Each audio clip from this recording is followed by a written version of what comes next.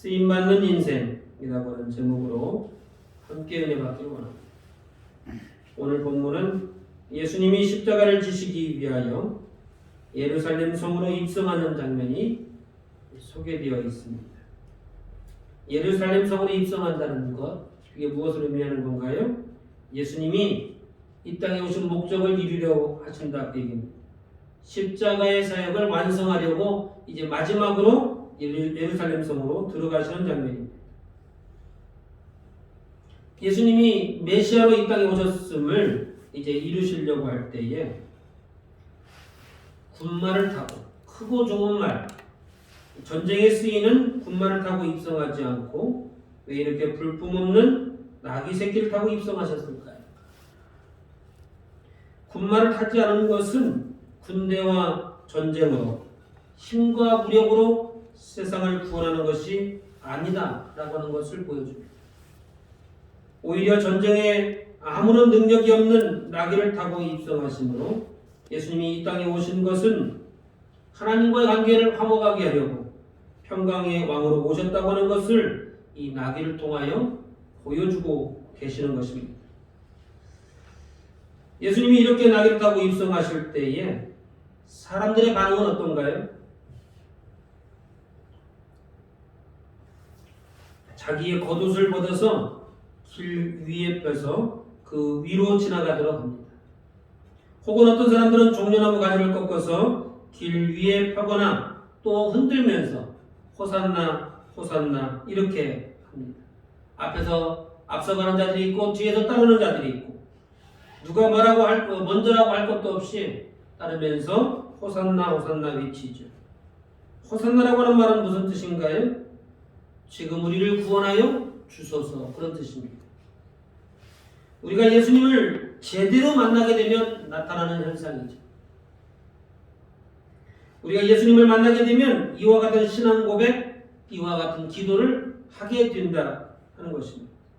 그래서 우리가 기도할 때 주여 나를 구원하시고 우리의 자녀들과 가족을 구원하여 주옵소서, 이런 고백, 이런 기도가 절로 나오게 되어 있다 그 얘기예요. 예수님을 제대로 만나게 되면 간절해지는 겁니다. 문제는 우리가 예수님을 어떻게 만날 수 있는가? 그것이 문제죠. 그러므로 오늘 이 저녁에 우리가 간절히 기도할 때에 예수님 나를 만나주시고 또 우리 가족과 자녀들을 구원하여 주옵소서. 뿐만 아니라 우리의 남편과 우리의 아내를 구원하여 주옵소서. 이와 같은 기도는 예수님을 만난 자들만이 할 수 있는 거예요. 예수님을 만남으로 확신이 있어야 할 수 있는 기도입니다. 그러면 오늘 이 저녁에 저와 여러분들의 기도 제목이 되어야 할 줄 믿으시기를 바랍니다. 아멘. 예수님이 군마를 버리고 나귀를 타심으로 평화의 왕으로 오셨음을 보여주고 계십니다.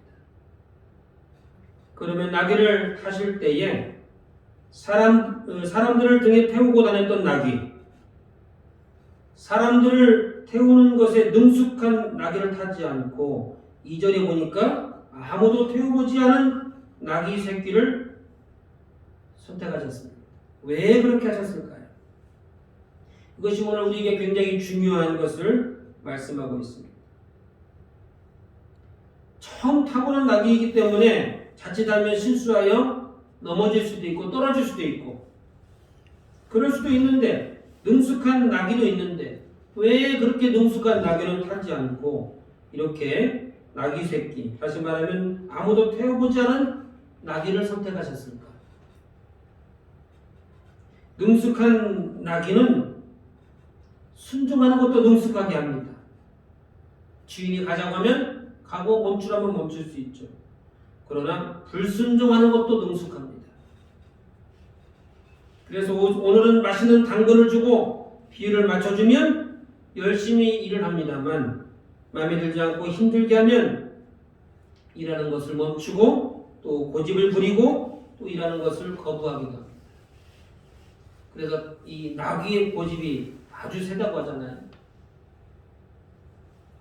그래서 이제 고집을 부리고 거부하며 이제 멈추고 하는 것은 사람같이 말을 못해서 그렇지 불평불만을 가지고 있고 자기 주장이 자기 주관이 뚜렷하다 그 얘기 아니겠습니까? 그러므로 아직 아무도 태워보지 못해서 재능도 없고 경험이 없더라도 온전히 순종할 수 있는 나귀 새끼를 선택하신 겁니다.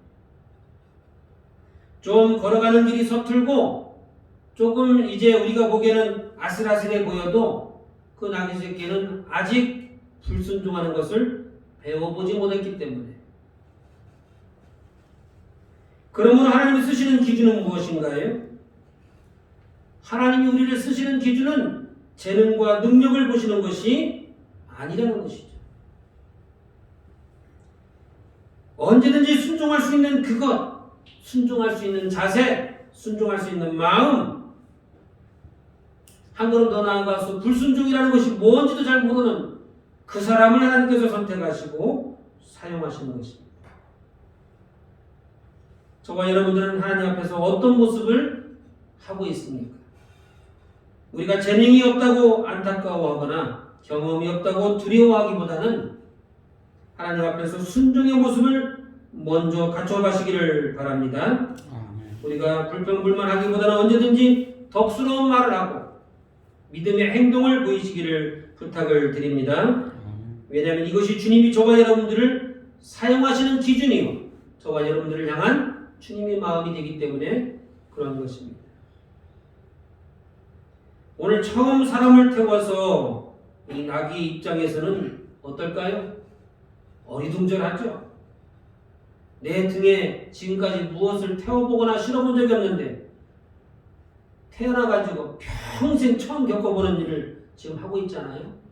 그래서 이거를 어떻게 해야 되는지, 떨어뜨려야 되는지, 아니면 앞으로 가야 되는지 아마도 어리둥절했을 것입니다. 그런데 나귀가 이제 오라고 해서 여기까지는 왔는데 사람들의 태도가 조금 이상하죠? 사람들이 자신의 등에다가 옷을 깔아줍니다. 옷을 덮어주죠. 그리고 자신의 발걸음을 뗄 때마다 가는 길마다 옷을 깔아주고 나뭇가지를 깔아주고 또 그 나무를 흔들면서 호산나 호산나 앞뒤에서 막 찬양을 해줘요. 나귀 입장에서 보는 겁니다. 요즘 말로 말하면 화려한 양탄자를 깔아주고 그 다음에 이제 마치 이제 운동선수가 금메달이라도 딴 것처럼 거리 퍼레이드를 하면서 행진하고 있는 거예요. 많은 사람들이 길 양옆에서 손을 흔들어주고 수고했다고 잘했다고 환호성을 지릅니다. 이와 같은 것은 오늘날로 본다면 이제 인기 있는 많은 연예인들이나 운동선수들에게 해주는 팬들의 환영식이죠. 그때 당시로만 놓고 본다면 전쟁에서 승리한 장군들이 승리한 군대가 이제 입성할 때에 이제 성 주민들이 나와서 환영을 해주는 겁니다. 익숙한 나귀들도 이와 같은 일을 당하면 어리둥절했겠습니다만 그러나 익숙한 나귀들은 그것이 나를 향한 환호성이 아니라는 것쯤은 알겠죠. 그것은 내 위에 태운 주인을 향한 환호성이라는 것을 알지만 오늘 처음 나온 나귀 입장에서 본다면 그것은 꼭 자기에게 하는 환호성 같아요. 나를 위해서 등에다가 옷도 덮어주고 사람들이 막 겉옷을 벗어서 바닥에 깔아주고 양탄자 위로 걸어가라고 꼭 이렇게 해주는 것 같은 그런 착각을 느낄 수 있습니다. 이와 같은 것을 우리는 착각이라고 말하죠. 우리가 하나님의 일을 하면서 하나님을 믿으면서 이와 같은 착각을 할 수 있다. 우리가 무엇을 할 때 주변의 성도들이 칭찬하고 격려하면 그것은 나 없이는 할 수 없어 하고 우쭐할 수 있습니다. 나 때문에 이만한 성과가 있다고 생각하게 되기도 합니다. 그러나 그것은 나귀의 착각과도 같은 것이죠. 왜냐하면 그것은 나를 향한 환호성이 아니라 내 뒤에 계시는 하나님을 향한 감사의 신앙 고백이며 찬송이 되는 것이기 때문에 그런 것입니다. 그러므로 나귀는 착각하면 안 되는 거예요. 그것은 내 이제 등에 태운 예수님을 향한 성도들의 환호성이죠. 그러므로 나를 칭찬해주는 성도와 또 이웃들이 있다면 우리는 어떤 자세를 가져야 됩니까? 나를 보지 마시라고, 나에게 그렇게 하지 마시라고, 내 뒤에 계시는 하나님께 영광 돌리라고, 이렇게 겸손해야 될 이유가 바로 여기 있는 것입니다. 그와 같은 겸손의 자세가 없으면 우리는 언제든지 착각하게 됩니다. 나귀와 같은 착각에 빠져서 마치 나를 위한 것처럼, 나를 위한 배려인 것처럼 느껴지게 되는 것입니다. 그러므로 저와 여러분들은 주님 앞에서 경험과 재능을 내세우기보다는 순종하는 자세를 앞세우시고, 우리가 무엇을 한 뒤에 내가 하고 우리가 했다고 착각하기보다는 모든 것이 하나님의 은혜라 겸손하시기를 주님의 이름으로 축원합니다. 당시의 나귀는 살림미천입니다. 이제 짐을 이고 지는 일에는 나귀가 가장 적합한 동물이죠. 체구는 적지만 힘이 강하고 지구력이 강해서 무거운 짐을 실어도 이제 끄떡없는 그런 그래서 사람을 태우고 짐을 실어 나르는 일에 꼭 필요한 아주 유용한 동물이 바로 나귀가 되겠습니다. 그래서 농사하는 일에도 쓰임을 받고 장사꾼들도 필요하고 여행자들도 유용한 이동수단이 되기 때문에 그런 것이죠. 유용하다는 것은 무슨 뜻인가요? 값이 비싸다는 뜻입니다. 값이 비싼 거죠. 우리가 이렇게 시대가 우리나라가 잘 살기 전에는 저도 어렸을 때 보면 농사는 누가 지어요? 소가 짓습니다. 소가. 집집마다 다 소가 있어요. 그러니까 소가 유용하기도 하고 꼭 필요한 도구죠. 그러니까 소값이 비싸요. 소값이. 마찬가지로 나귀도 그때 당시 이스라엘에게 있어서는 우리나라 소와 같이 유용한 동물이고 결코 가격이 싸지 않은 그런 짐승이었을 것입니다. 그러므로 아무리 주님이 사용하신다고 해도 그냥 내주기에는 좀 갈등이 있지 않았을까요? 그 살림미천인데 주가 쓰시겠다 할 때에 나귀 주인은 여기에서는 본문에서는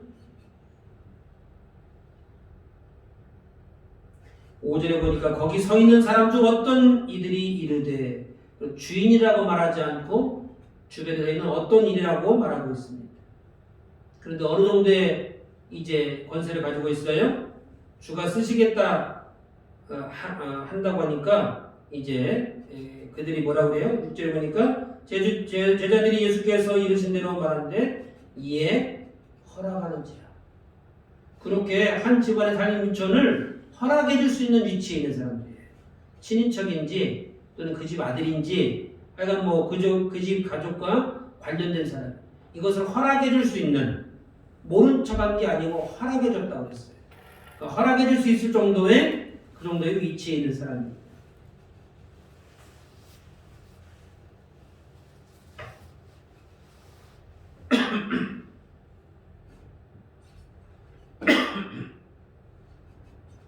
주가 쓰시겠다고 할 때에 이 나귀 주인은 혹은 그런 권세를 가진 사람이 더 이상 항변하거나 토를 달지 않습니다. 주님 뜻대로 사용하도록 내어준 것입니다. 이와 같은 자세, 이와 같은 순종으로 예수님의 구속사역, 십자가 사역이 완성된 것이죠.